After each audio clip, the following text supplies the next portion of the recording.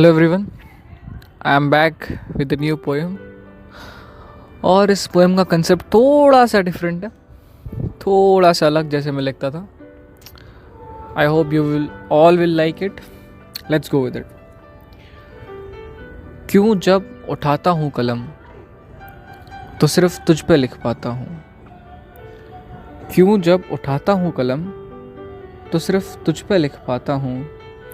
बयां हो नहीं पाती मुझसे खूबसूरती दुनिया की।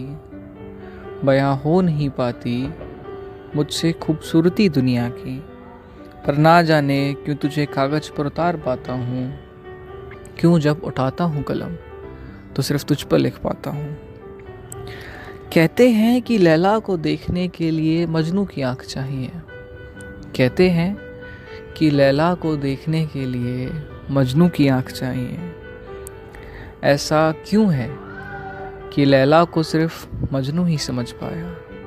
ऐसा क्यों है कि लैला को सिर्फ मजनू ही समझ पाया। ऐसा क्यों है कि मेरी कलम से मैं सिर्फ तुझको ही लिख पाया। क्या ये इश्क की ही खूबसूरती है। क्या ये इश्क की ही खूबसूरती है कि जिस लैला को कोई ना समझा वो सिर्फ मजनू को ही भाई। कि जिस लैला को कोई ना समझा वो सिर्फ मजनू को ही भाई। क्या ये इश्क की खूबसूरती है कि तुझे छोड़कर मेरी ये कलम कहीं ना चल पाई। कि जिस लैला को कोई ना समझा वो सिर्फ मजनू को भाई। मेरी कलम तुझे छोड़कर कहीं ना चल पाई। राजा ने पूछा मजनू से। राजा ने पूछा मजनू से कि लैला में ऐसा क्या है। राजा ने पूछा मजनू से कि लैला में ऐसा क्या है। समाज ने पूछा मेरी कलमों से कि तुझ में ऐसा क्या है। राजा ने पूछा मजनू से कि लैला में ऐसा क्या है। समाज ने पूछा मेरी कलमों से कि तुझ में ऐसा क्या है।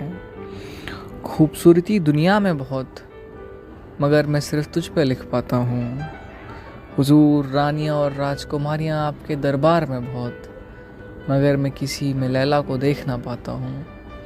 खूबसूरती दुनिया में बहुत मगर मैं सिर्फ तुझ पे लिख पाता हूँ। खैर लैला मजनू तो रहे अधूरे। खैर लैला मजनू तो रहे अधूरे मगर मैं पूरा होना चाहता हूँ। सारी ज़िंदगी तुझसे दूर रहकर नहीं तेरे साथ रहकर तुझ पे लिखना चाहता हूँ। लैला मजनू तो रहे अधूरे मगर मैं पूरा होना चाहता हूँ। सारी ज़िंदगी तुझसे दूर रहकर नहीं तेरे पास रहकर तुझसे लिखना चाहता हूँ। लैला हुई विदा और मजनू हुआ मशहूर। लैला हुई विदा और मजनू हुआ मशहूर। चाहे रहूँ गुमनाम बस पूरा होना चाहता हूँ। चाहे पहचान मिले या ना मिले। चाहे पहचान मिले या ना मिले मगर ताउम्र सिर्फ तुझ पे लिखते रहना चाहता हूँ। मैं पूरा होना चाहता हूँ।